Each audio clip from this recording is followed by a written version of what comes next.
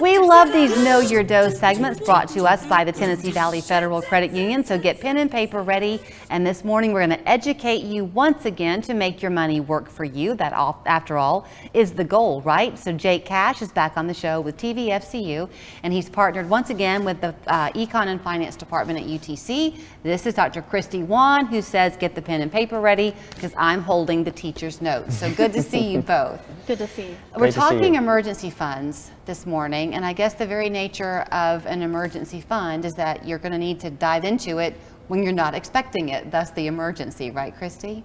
That's true. So an emergency fund is just cash that's set aside for any unplanned expense or financial emergency.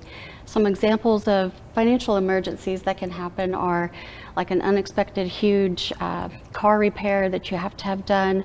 Maybe you get sick all of a sudden, or hopefully, you don't break a bone and you got to go get like a surgery or something. That would be a medical bill. Mm-hmm. Or you can have like a sudden loss of income, like maybe you lose your job, and that would be something that you would use your emergency fund for. And now with everything being more expensive and the inflation that we're seeing, mm-hmm. It's harder and harder for people to even have some things that maybe weren't going to be deemed an emergency not feel like one. If you have to have new tires put on your car, that's $600, right? Absolutely. That's true. And one thing that you can do is if you do a monthly budget, you can look over, at first you're going to probably just look over all your expenses that you have, and then you'll probably see areas that you could cut down on your expenses, and then you could start using that money to save for your emergency fund. And if you do the budget, you can start setting aside money every month for the new tires, because right. There's certain things you're going to have to replace. So at the credit union, Jake, one of the things that I think y'all do is you can obviously have multiple accounts at Absolutely. The credit union, so that you can have a savings account, then you can have a separate one for this emergency fund, right? And there's not really a minimum required. No, not at all. I mean, share accounts, which is what we call savings accounts, are free to open. So free to join membership with the credit union. And we have lots of other accounts that are higher interest as well. For example, money market accounts have between 2.5 and 3% APY.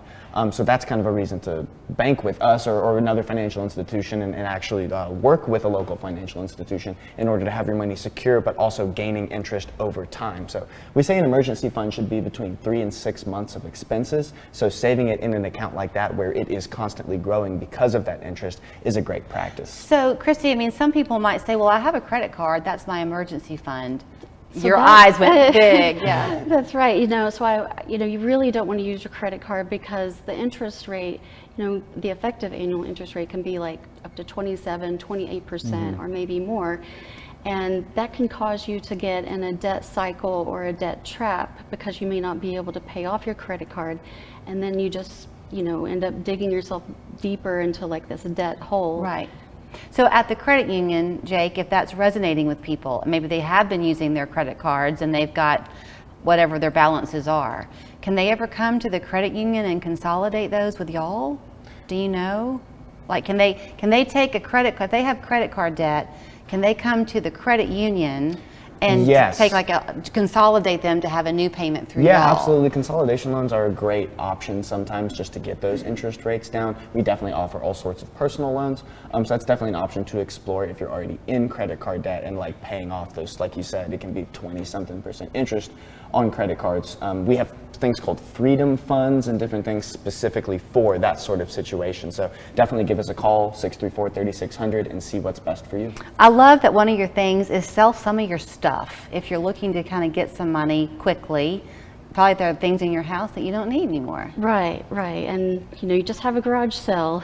You could also get like a part-time job and use that money to build up your emergency fund, and that would just be temporary until you get enough money to where you're kind of like self-insured. Right.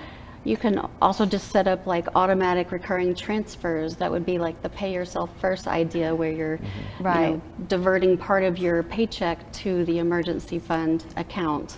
Is it a good idea? Obviously, if it's an emergency fund, you need to have access to it should you need the money. But is it a good idea, do you find, to have it not too easily accessible? I mean, you want it in a safe and accessible place. And so I always recommend this needs to be in an FDIC insured bank account or an NCUA insured credit union account.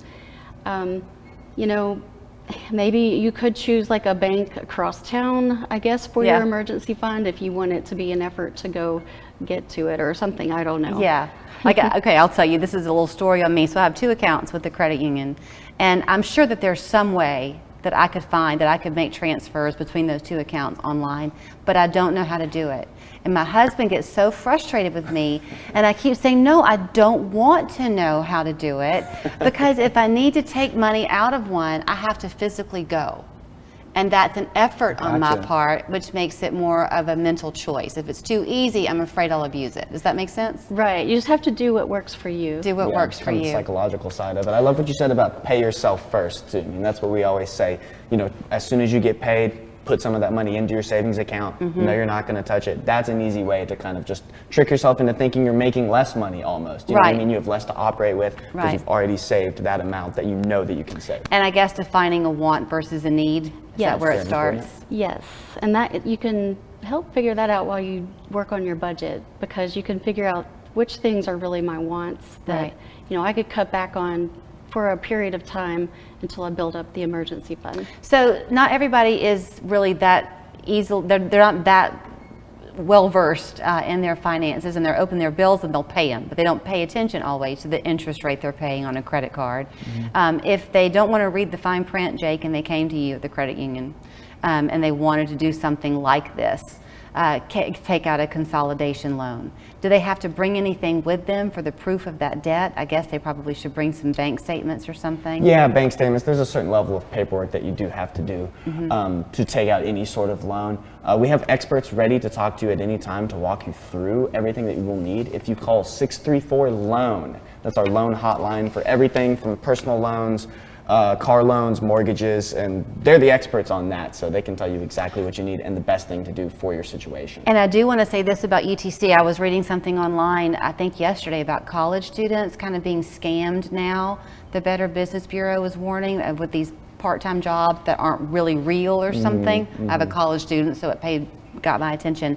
But y'all at UTC try to teach your kids, the students, about these financial responsibilities. There's a class that you have, right? Yes. The Finance and Economics Department offers a personal finance class, and they learn about, you know, saving for the emergency fund. They learn about budgeting, among a lot of other different topics.